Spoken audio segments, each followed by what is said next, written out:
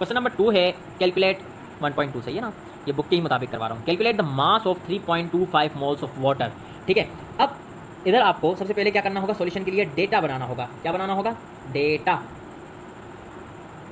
अब डेटा में आपको क्या दिया गया है, नंबर ऑफ मोल्स दे रहा है इस बार 3.25। ये कल बताया था किस तरह से नंबर ऑफ मोल्स इस तरह से भी दे सकता है न्यूमेरिकल। ठीक है ना, तो 3.25 इसके मोल्स दिए हैं, किसके, वाटर के। तो इधर आप डेटा में लिख सकते हैं अपनी तरफ से बड़ा करने के लिए कि number of moles of water is equal to 3.25 mole, ये दिया गया। ठीक है, दूसरी चीज़ आपको क्या मालूम होगी, इसका फॉर्मूला क्या होता है, पहले तो आप मुझे ये बताइए। कैलकुलेट द मास, क्या दे रहा है, मास मालूम करवा रहा है और नंबर ऑफ मोल्स दे रहा है। जैसे कि मुझे पता है जी कि इसका फॉर्मूला क्या होता है, number of moles is equal to mass upon molar mass, यही होता है ना। तो अब इस फॉर्मूले में ये चीज़ आपको मालूम करवा रहा है, यानी मास मालूम करवा रहा है और नंबर ऑफ मोल्स दिए हुए हैं। तो आप कहेंगे कि भाई इधर मुझे मोलर मास भी इसका पता है। मोलर मास ऑफ वाटर कितना होता है, कितना होता है, एक हाइड्रोजन दूसरा हाइड्रोजन 1 1, 2 ऑक्सीजन 16, 16 और 2 18। तो अब इसका हम किस तरह से करेंगे कि जी हमें मोलर मास तो पता है, आप इधर इन्फॉर्मेशन के लिए लिख सकते हैं कि जी मोलर मास वगैरह मुझे पता है, नहीं तो आपसे जो मालूम करवा रहा है ना, यानी छोटा m मास, उसको आप क्वेश्चन मार्क लगा देंगे। ठीक है, अब मास को, जिस चीज़ को मैथमेटिक्स में मालूम करना होता है, हम उसे अकेला छोड़ देते हैं। तो ये मोलर मास इधर डिवाइड हो रहा है, उधर जाके नंबर ऑफ मोल से क्या करेगा, मल्टीप्लाई। तो मैं इसे इस तरह से लिख सकता हूँ, मोलर मास। अब वाटर का मोलर मास हमें पता है 18 ग्राम पर मोल। ठीक है, और इधर नंबर ऑफ मोल्स, अब देखें इस तरह से ये सॉल्व होगा इसका मास मालूम करने के लिए। नंबर ऑफ मोल्स कितने दे रहा है मुझे, 3.25 मोल। ठीक है, मल्टीप्लाई मोलर मास कितना होता है वाटर का, 18 ग्राम पर मोल। सबसे पहले तो आपको मोल से मोल कैंसिल करना है। ठीक है, अब आपने बेसिकली करना क्या है कि पुट करनी है इन वैल्यूज़ को किसमें, कैलकुलेटर में। जैसे 3.25 मल्टीप्लाई 18 और जो आंसर आएगा मेरे पास जैसे 58.5, देख सकते हैं यही क्या होगा, इसका मास। मास इज इक्वल टू 58.5, बच क्या गया, ग्राम। तो ये आपके पास आ गया आंसर। ठीक है, अब आपको दिया इसने क्या था, नंबर ऑफ मोल्स, मालूम क्या करवा लिया, मास। तो मैथमेटिक्स के जरिए हम कुछ भी कर सकते हैं, इंटर कन्वर्जन, यही हमने कल के लेक्चर्स में सीखा था। अब हम नेक्स्ट न्यूमेरिकल की जानिब चलते हैं, जो कि है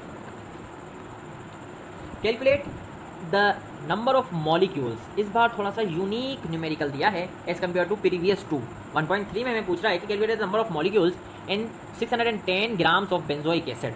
बेंजोइक एसिड एक ऑर्गेनिक मॉलिक्यूल है। ठीक है, उसमें मुझे क्या कह रहा है कि जी मेरे पास 610 ग्राम है। आप मुझे बताइए कि इसमें number of molecules of benzoic acid कितने होंगे।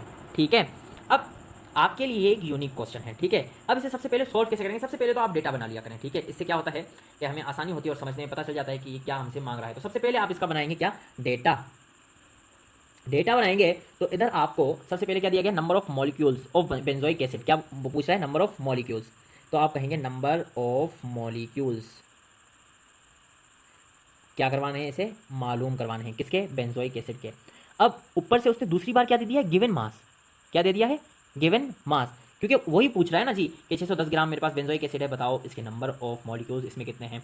तो मैं कहूँगा कि गिवन मास भी मुझे दिया गया। अब पिछली प्रॉब्लम में ऐसा नहीं था, ठीक है ना, गिवन मास दिया गया 610 ग्राम और मुझसे मालूम करवा रहा है नंबर ऑफ मॉलिक्यूल्स। ठीक है, अब आप कहेंगे कि जी पिछली प्रॉब्लम से ऐसा नहीं था, क्योंकि उधर वो जो सिंपल फॉर्मूला था, कभी मॉल्स दे रहा है तो मास मालूम करवा रहा है, कभी मास दे रहा है तो मॉल मालूम करवा रहा है। लेकिन इस बार क्या पूछ रहा है, नंबर ऑफ मॉलिक्यूल्स कितने हैं। तो इसको सॉल्यूशन करने का इसका जो होगा सॉल्यूशन बिल्कुल सिंपल है। तो इसमें सबसे पहले सॉल्यूशन लिखेंगे। ठीक है, अब आपको पता होना चाहिए कि इसका मोलर मास क्या है, क्या, molar mass of benzoic acid. अब कार्बन इस फॉर्मूले में कितने हैं, 7, हाइड्रोजन 6, ऑक्सीजन 2। तो सिंपली हम इस पर कौन सा लॉजिक लगाएंगे कि जी 7 कार्बन हैं, इसका मतलब कार्बन का एटॉमिक मास क्या है, 12। तो 7 को करवाएंगे 12 से मल्टीप्लाई, प्लस 6 हैं हमारे पास क्या, हाइड्रोजन, और एक हाइड्रोजन का कितना मास होता है, 1 atomic mass in grams molar mass of hydrogen. ठीक है, अब प्लस ऑक्सीजन कितने हैं, 2, मल्टीप्लाई किससे करवाएंगे, 16। तो 7 12 जा, 6 1 जा और 2 16 जा, इसको हम प्लस करेंगे तो हमारे पास इसका क्या आएगा, मोलर मास आ जाएगा। ठीक है, तो इसका मोलर मास मुझे पता चल जाएगा। तो इसी तरह से मैं इस वैल्यू को जब हम करते हैं सम, तो हमारे पास क्या आया आंसर, सॉरी इधर में 16 लिखना था, 122। 122 इसका क्या है, मोलर मास। ये मैंने साइड में कैलकुलेट कर लिया, मोलर मास इसका है 122 डन ग्राम पर मोल।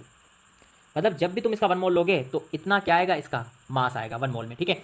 अब सबसे पहले आपने करना क्या है, आपको पता है कि जी 1 मोल ऑफ किसका, अब देखो किसी भी चीज़ का 1 मोल लेते हैं तो हम उसमें कितने नंबर ऑफ पार्टिकल्स या कितने नंबर ऑफ मॉलिक्यूल्स आते हैं या कितने नंबर ऑफ फॉर्मूला यूनिट्स आते हैं, तो ये बताना है आपने, ठीक है। तो इस प्रॉब्लम के होंगे टोटल 3 स्टेप्स।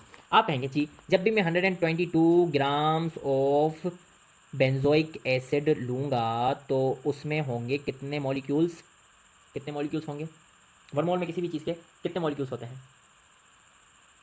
पिछले लेक्चर्स में बता चुका हूँ 6.02 into 10⁻23 molecules of benzoic acids, molecules of benzoic acid, ठीक है, ये मैंने बता दिया। अब इधर आप ज़रा सा मैथमेटिक्स लगाएंगे, ठीक है। आप कहेंगे कि जी 122 ग्राम जब भी लेता हूँ बेंजोइक एसिड तो उसके मॉलिक्यूल्स कितने होते हैं, मुझे पता ये करना है कि जब 1 ग्राम होगा बेंजोइक एसिड तो उसमें कितने नंबर ऑफ मॉलिक्यूल्स आएंगे, सही है। स्टेप नंबर 1 आपको पता है 122, मतलब इसका 1 मोल लेंगे तो इसमें इतने पार्टिकल्स आएंगे, ठीक है। स्टेप नंबर 2 क्या होगा कि 1 के लिए मालूम करेंगे, जब भी इसका 1 ग्राम लेते हैं ऑफ बेंजोइक एसिड तो इसमें नंबर ऑफ मॉलिक्यूल्स कितने होते हैं। अब ये तो आपको ऐसे आराम से तो पता नहीं चल सकता, तो इसके इधर आप मैथमेटिक्स लगाएंगे। 122 ग्राम में 6.02 इंटू 10⁻23 को डिवाइड कर देंगे तो आपको वैल्यू पता चल जाएगी कि एक में कितना आता है, 1 ग्राम में कितना आता है। जैसे इसमें कर क्या रहे हैं कि जी मुझे पता है 122 में इतने मॉलिक्यूल्स आते हैं, लेकिन मैं मालूम करना चाहता हूँ कि 1 में कितने आते हैं, तो मैं कहूँगा आपको कि जी इसको आप डिवाइड कर दें 122 में तो आपको एक ग्राम में कितने कितने नंबर ऑफ मॉलिक्यूल्स आते हैं ये पता चल जाएगा। तो इस 122 ग्राम को आप इधर डिवाइड में ले आएंगे, ठीक है, इस तरफ डिवाइड में लेके आ जाएंगे मॉलिक्यूल्स ऑफ बेंजोइक एसिड, ठीक है।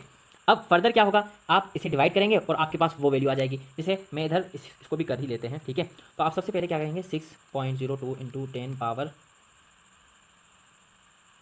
10⁻23, सही है, सॉरी सबसे पहले आप इधर ये लगा देंगे, ये साइंटिफिक कैलकुलेटर है, इंटू 10⁻23, ठीक है।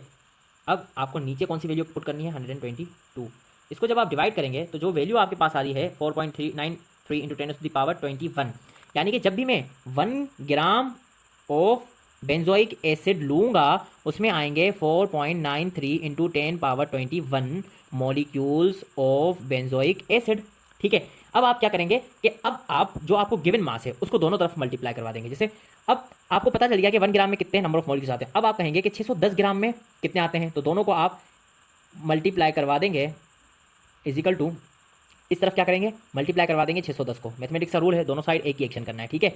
तो मल्टीप्लाई 4.93 इंटू 10⁻21 से जब आप इसको मल्टीप्लाई करवा देंगे, यानी यही जो वैल्यू आई है आंसर को मल्टीप्लाई करवा दें किससे 610 ग्राम से, तो आपको पता चल जाएगा कि 610 ग्राम जब भी बेंजोइक एसिड लूँगा तो इतने, यानी कि 3.01 इंटू 10⁻24 मॉलिक्यूल्स होंगे। तो ये प्रॉब्लम आपकी कामयाबी से सॉल्व हो गई है, ठीक है। अब इससे नेक्स्ट जो होंगी न्यूमेरिकल्स उनको हम कमिंग लेक्चर्स में कवर करेंगे।